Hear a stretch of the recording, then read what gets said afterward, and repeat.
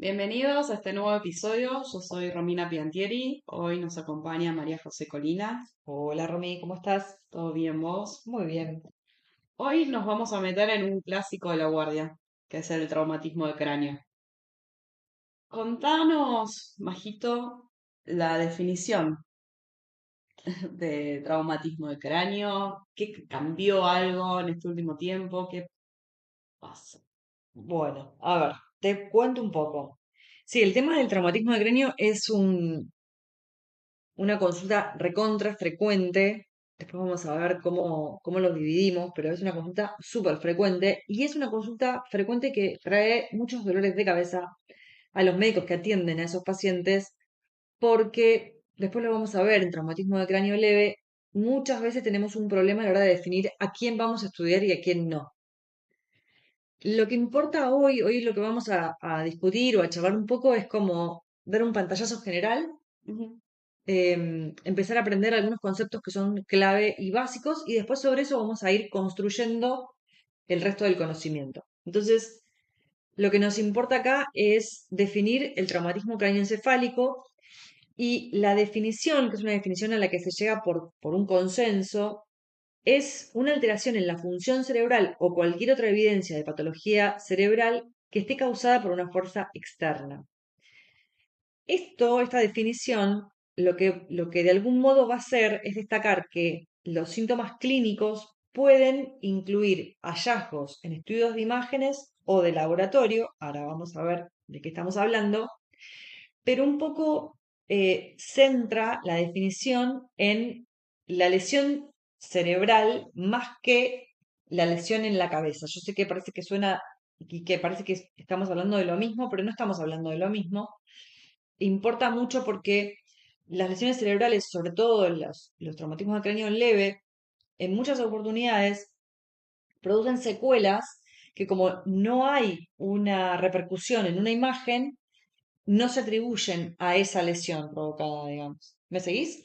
Sí, te sigo. Me hace acordar un poquito a la película que tiene que ver con los futbolistas americanos, ¿no? Claro, Como para tener exactamente. una referencia de que por ahí Exactamente. esos pacientes tienen una tomografía que no tienen nada, pero la lesión igual existe. Exactamente, exactamente.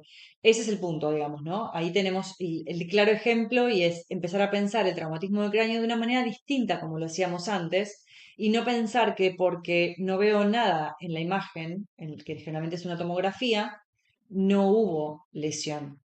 Y de hecho, lo que se denominan los biomarcadores, que vamos a seguramente hacer un capítulo de ellos en algún momento, viene empezando como muy fuerte actualmente porque son herramientas que a través de dosar determinadas sustancias en la sangre nos van a decir si existió o no lesión encefálica. Y eso cambia mucho, sobre todo cambia mucho a largo plazo, a justificar algunos síntomas que no teníamos claro por qué ocurrían. Y también una cuestión quizás un poco económica, ¿no? Porque empiezan a hacer jugar distinto algunas cuestiones como seguros o coberturas médicas. Bien. Lo que vos me querés decir es que ahora, o lo que se viene, es no solamente tener una imagen de ese paciente, sino que voy a tener un biomarcador que me va a dar posibilidades de decisión médica, ¿no?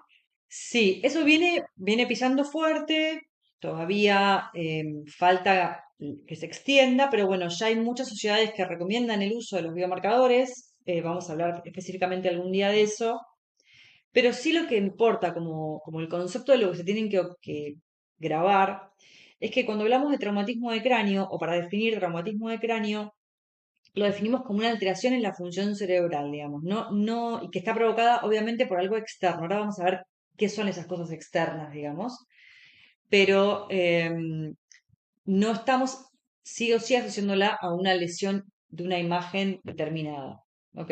Y dentro de estas causas externas, ¿qué podemos, digamos, qué es lo que se ve habitualmente o qué cosas? Bien, hay como categorías, ¿no? De fuerzas externas que son las que son capaces de provocar un traumatismo de cráneo. ¿Y cuáles son? Básicamente es el golpe de la cabeza contra un objeto o bien al revés, un objeto que golpea la cabeza. Uno dice, bueno, pero es lo mismo. No No. es lo mismo porque yo puedo ir en bicicleta y chocar contra un árbol, o bien un objeto que es, no sé, una maceta que cae de un balcón y me golpea la cabeza, ¿no? Ahí se refiere con esto. La otra gran cuestión es el concepto de aceleración y desaceleración, que es un concepto que en trauma manejamos mucho para muchas lesiones de órgano, pero que no debemos olvidarlas acá. ¿Por qué? Porque yo puedo pensar que de pronto un paciente va en un auto con cinturón de seguridad, el cinturón se activa el airbag y el cinturón de seguridad hace su trabajo, y quizás el paciente te dice que no golpeó la cabeza. Claro, no la golpeó contra algo que está afuera del cráneo, pero el cerebro que está adentro del cráneo iba a la velocidad que iba el auto, y cuando el auto impacta, el cerebro va a chocar, esto entre comillas, contra las estructuras del cráneo. Ujú. Y eso va a provocar un traumatismo de cráneo, aunque el paciente nos diga que no se golpeó la cabeza. Así que guarda ahí, tengan cuidado y piénsenlo cuando son eventos a alta velocidad. Bueno, obviamente que todo lo que es la penetración de un cuerpo extraño en el cerebro, no hace falta que lo explique. Otra de las cuestiones que tenemos que tener en cuenta es la fuerza expansiva de una explosión.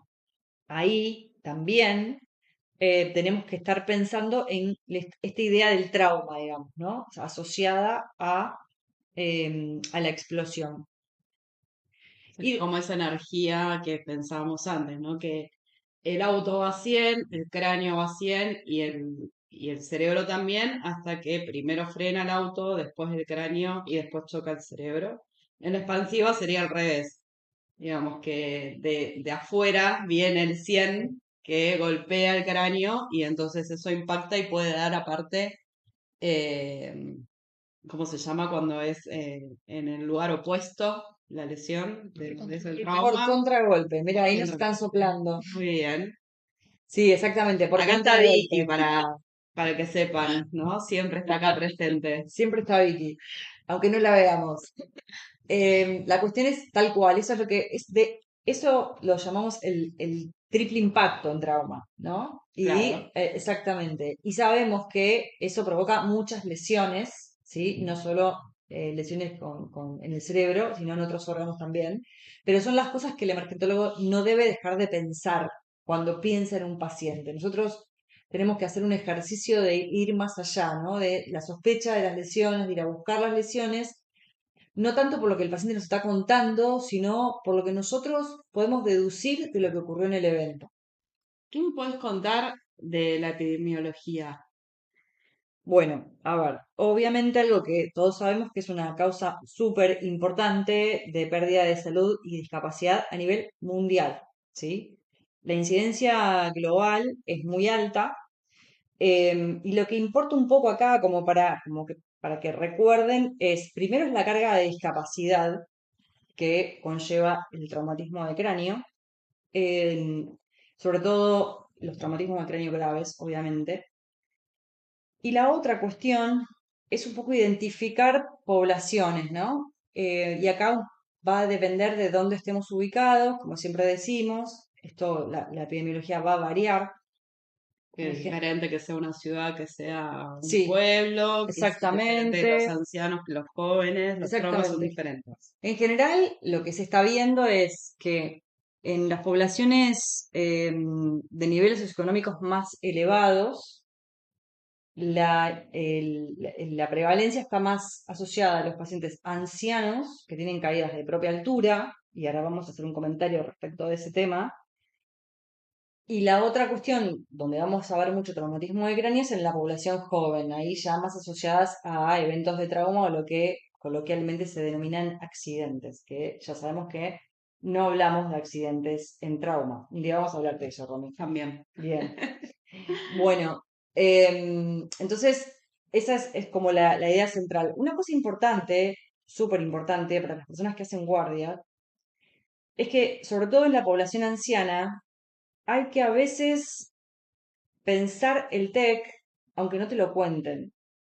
Ujú. Ejemplo, ingresa un paciente anciano o no tan anciano, pero con un síncope, pensá que ese paciente puede haber tenido traumatismo del cráneo que no te lo cuente, Sí, porque no se va a acordar. porque no se va a acordar exactamente. Entonces, esto otra vez, ¿no? Como el rol definitorio de lo que hace un emergentólogo, que es sospechar las lesiones y ir a buscar las lesiones, ¿sí? Eso es como uno de los tips del día. Bien, lo vamos a tomar. Otra de las cosas que es importante, obviamente tiene que ver con la violencia, digamos, con cuestiones vinculadas a la violencia urbana.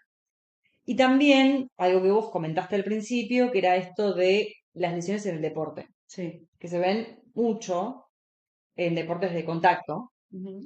Y es también un tema importante. De hecho, muchas escalas, que ya lo vamos a ver cuando hablemos de traumatismo de cráneo leve, algunas escalas para saber como el manejo o la situación de esa persona que acaba de tener un traumatismo de cráneo en el contexto del deporte fueron desarrolladas en esos contextos, digamos. Bien, me dijiste que vamos a clasificar el traumatismo de cráneo. ¿Cómo lo hacemos? Sí, vamos a clasificarlo. Ahora les voy a explicar un poco, pero la idea que tienen que tener acá es que después, cuando veamos el manejo, digamos, de lo que es el traumatismo de cráneo leve versus el moderado y el grave, claramente nadie se va a confundir, digamos, entre lo que es un traumatismo leve de uno grave. Eso esperemos. Eso esperamos, sí, exactamente. Pero bueno, nada, esto es una cuestión claramente en una parte académica, digamos, ¿no? El traumatismo de cráneo nosotros lo podemos clasificar por dos cuestiones distintas. Hay muchas otras clasificaciones, pero vamos a dos que sean las más prácticas y las más usadas. Las escalas de gravedad clínica, básicamente la más utilizada es la escala de coma de Glasgow, Ujú. que ya sabemos que se valoran tres ítems, ¿sí? Sí. Siendo el peor 3 de 15 O y sea, con paciente muerto estás 3 en 15. sí señora, por Dios, nunca digan Glasgow 1 en 15, se los pido, Cero, o cero. cero, jamás, jamás, lo mínimo es 3, acuérdense. Básicamente lo que hace es valorar la respuesta ocular, la respuesta verbal y la respuesta motora. Y como una regla mnemotécnica, acuérdense, empezando de arriba para abajo, ojos es 4, Ujú. verbal es 5, motor es 6. ¿Ok? Perfecto. Bien. Obviamente que la escala de coma de Glasgow es una escala que si vos la usás y te entrenás, después sale solo clasificar a un paciente. No es difícil, ¿sí? Pero puede ser que al principio, si no estás tan acostumbrado, tengas que pensar cómo hacer, cómo medirlo en el paciente. Sí, tener la escalita por ahí a mano cuando uno no está tan entrenado, digamos. Exactamente. El punto acá es decir, bueno, cuándo es un TEC leve y cuándo es un TEC grave. Antiguamente se clasificaba el traumatismo de cráneo de una determinada forma y eso cambió. Importa bastante que haya cambiado porque en realidad antes se clasificaba, digamos, un Glasgow menor de 8 era un TEC grave, Ujú. de 9 a 12 se consideraba moderado y un Glasgow de 13 a 15 se consideraba un TEC leve. ¿Cuál es el problema de esa clasificación y por qué no ¿Cuál? se usa más? Porque en realidad lo que le pasa a un paciente que tiene un Glasgow 14 o 15 no es lo mismo que al que tiene 13. El pronóstico y la probabilidad de que ese paciente tenga una lesión encefálica que veamos en la tomografía es muy diferente y el manejo entonces va a ser muy diferente. Entonces no los podemos poner en el mismo grupo. ¿Me seguís? Te sigo. Bien, perfecto. Entonces, básicamente eso se modificó ahora y nosotros vamos a hablar de TEC leve para el Glasgow 14 o 15. ¿Ok? Perfecto. Salió el 13 de la Salió lista. el 3 exactamente. La verdad es que a los fines de lo que nos importa esto es a que lo que te define un paciente que tiene un TEC leve de uno que no lo tiene es cuál va a ser tu conducta como médico. ¿Ok? Ajá. Bien, y eso lo vamos te dejo ahí el Contame. suspenso. Ok. Te dejo el suspenso. Hoy no lo Epa. vamos a ver. Lo vemos más adelante. Lo vamos a ver más adelante. La otra escala es una escala de neuroimagen que se denomina Marshall. Y esa escala en realidad es una escala que determina hallazgos tomográficos y de lo que nos va a hablar es de la posibilidad de la existencia de hipertensión endocraniana. Es una escala que, si bien se utiliza un montón, es como que lo que tiene de malo es que no se puede reproducir cuando hay múltiples lesiones, digamos. Pero sirve y nos da esta idea de cuál es la posibilidad de la existencia o la probabilidad de que tenga el paciente hipertensión endocraniana. ¿Ok? Bien, o sea que me sirve si tengo una sola imagen, un daño específico, pero si el paciente tiene contusión, hemorragia subaracnoidea y subdural, Es un poco más se difícil complica. reproducir, sí, sí, exactamente. Bien, Pero es para tener una idea de cómo lo clasificamos a través de las imágenes. ¿Ok? ok, entendido. De la fisiopatología en traumatismo de cráneo, ¿cómo la clasificamos? Bien, son más que una clasificación, son como dos categorías. Perfecto. Bien, y acá esto es súper importante que lo recordemos porque acá es donde entramos a jugar nosotros, digamos, ¿no? Es donde si tenemos claro qué le pasa al paciente con un traumatismo de cráneo, podemos mejorar el pronóstico de ese paciente o no. Entonces, vamos a tener una lesión cerebral que denominamos primaria y es la que se produce directamente por el traumatismo. Y ahora vamos a ver un poco con detenimiento, pero es todo lo que tiene que ver con hemorragias, ¿sí? Con lesiones de cualquier tipo que sean hemorrágicas, y también lo que se denomina lesión axonal difusa. Y la lesión cerebral secundaria en realidad es una cascada de mecanismos de lesión molecular que se van a producir en la célula a punto de partida de este traumatismo inicial, que se empieza a instalar a partir del traumatismo y se va perpetuando con las horas. Básicamente, como idea, los mecanismos que están implicados acá es la excitotoxicidad mediada por neurotransmisores, desequilibrios hidroelectrolíticos, disfunción mitocondrial, apoptosis, isquemia secundaria, respuesta inflamatoria. Y ahí sí podemos intervenir. Claro que sí, ahí sí podemos intervenir. Ahora vamos a cerrar un poco y les voy a explicar por qué es nuestro momento en donde tenemos que nosotros actuar. Pero primero vamos a hablar sobre qué hallazgos puedo tener como lesión cerebral primaria. Dale. Bien, ahí vamos. ¿Qué podemos encontrar dentro de las lesiones cerebrales primarias? Bueno, vamos a mencionarlas, ¿sí? Puedo tener una lesión sola o una combinación de estas que vamos a charlar. Bien, estamos con las lesiones primarias. Si hablamos de extradural, ¿de qué hablamos? Bueno, básicamente es una lesión que suele estar asociada con el desgarro de vasos durales, ¿sí? Son de forma lenticular, o sea, en forma de lente, ¿sí? Y generalmente no se asocian con un daño cerebral subyacente. Pero hay que acordarse, estas son las lesiones del intervalo lúcido. Es el paciente que se golpea la cabeza Ajá, y que está todo perfecto y entra en coma súbitamente. ok, o sea que es importante que después del traumatismo del cráneo el paciente está lúcido, se cae, probablemente tenga un extra. Exactamente. Y ya vamos a ver cómo, en qué casos, eso lo vamos a ver cuando hablemos de traumatismo del cráneo leve, en qué casos yo voy a tener que hacer una imagen, sí o sí, aunque el paciente venga caminando y nos cuente lo que le pasó.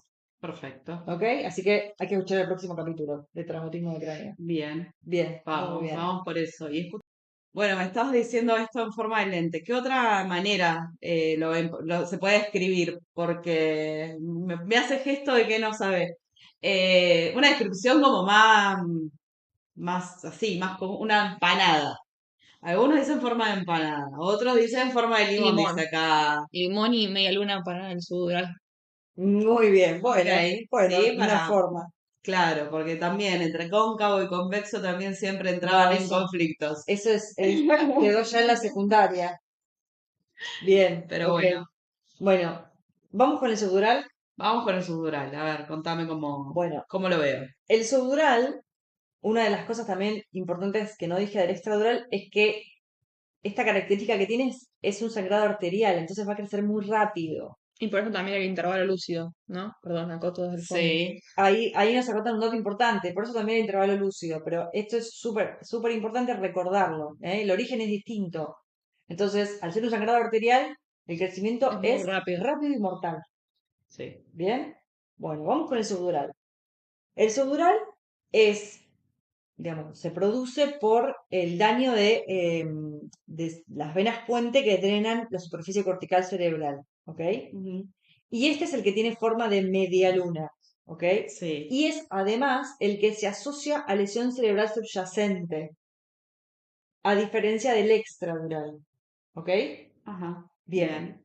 ¿Seguimos con la hemorragia subaracnoidea? Seguimos, dale, contame un poquito cómo veo la hemorragia subaracnoidea y en qué se basa su... Básicamente puede ocurrir por la rotura de pequeños vasos piales, ¿sí? Y acá sí, si es pequeña, hay que tener el ojo bastante entrenado o pedirle a un especialista de imágenes que nos cuente qué es lo que está viendo, porque si no son tan notorias pueden pasar desapercibidas. Es muy importante que si estás en un lugar en donde no tenés alguien de imágenes y vos no tenés el ojo entrenado, intentes buscar alguien que te pueda ayudar a ver las imágenes. ¿Ok? Perfecto. Y si hablamos de alguna lesión intraparenquimatosa, contusión, Bien, esas suelen ser bastante más notorias, ¿sí? Ahí no vamos a tener tanto problema. Piensen que a veces las contusiones, importantísimo esto, son lesiones que pueden no aparecer en la tomografía si la hacemos muy precoz, luego, digamos, de que ocurrió el traumatismo de cráneo. Así que también cuidado ahí, esto también lo vamos a volver a ver, pero sepan esto, las contusiones a veces, no sé, si yo le hago la tomografía a las 2 horas de que el paciente tuvo traumatismo de cráneo, quizás no veo nada en la tomografía.